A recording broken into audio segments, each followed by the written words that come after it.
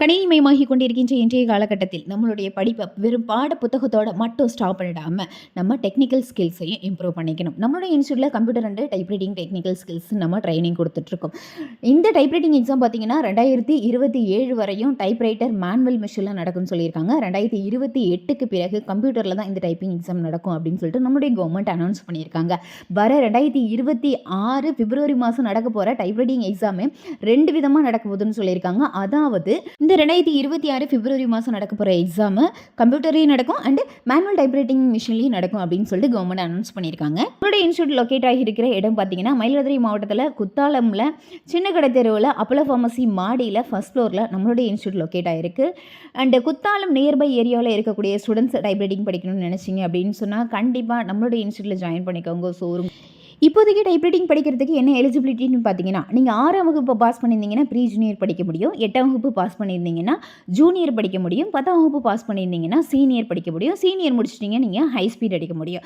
சரி, 6ஆம் வகுப்புன்றது என்னை பொறுத்தளவுக்கு ஒரு கரெக்டான ஸ்டேஜ் நான் சொல்ல மாட்டேன். என்னை பொறுத்தளவுக்கு ஸ்டூடெண்ட்ஸ்க்கு நான் சொல்கிறது என்னென்னா 8ஆம் வகுப்பு ஸ்டடிங்கில் இருக்கும்போது நீங்கள் டைப்ரைட்டிங் இன்ஸ்டியூட்டில் ஜாயின் பண்ணிட்டீங்கன்னா 10ஆவது போகும்பொழுது அதாவது பப்ளி எக்ஸாம்ஸ்க்கெலாம் போகும்பொழுதே நீங்கள் உங்களுடைய டைப்ரைட்டிங் அதாவது போத் சீனியர் உங்களால் கம்ப்ளீட் பண்ணிட முடியும். ஸோ ஒரு சில பேரண்ட்ஸ் இப்படி தான் வந்துட்டு கரெக்டாக அவங்களுடைய ஸ்டூடெண்ட்ஸை 8th ஸ்டடிங் இருக்கும்போதே போட்டுருவாங்க.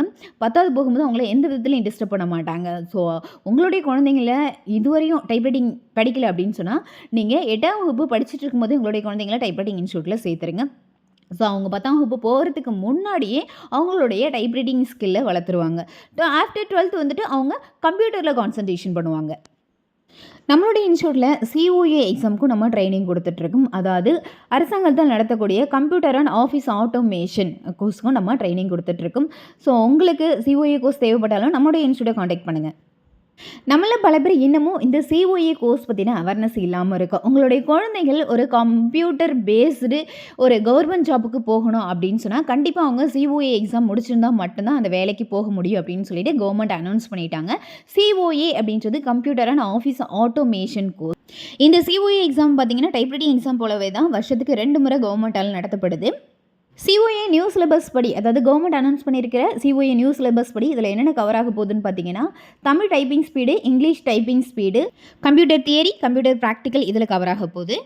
Typewriting both higher and COA course complete பண்ணிட்டீங்க அப்படின்னு சொன்னால் உங்களால் கம்ப்யூட்டர் பேஸ்டு கவர்மெண்ட் ஜாபுக்கு ரொம்ப விரைவாகவும் சீக்கிரமாகவும் போக முடியும்.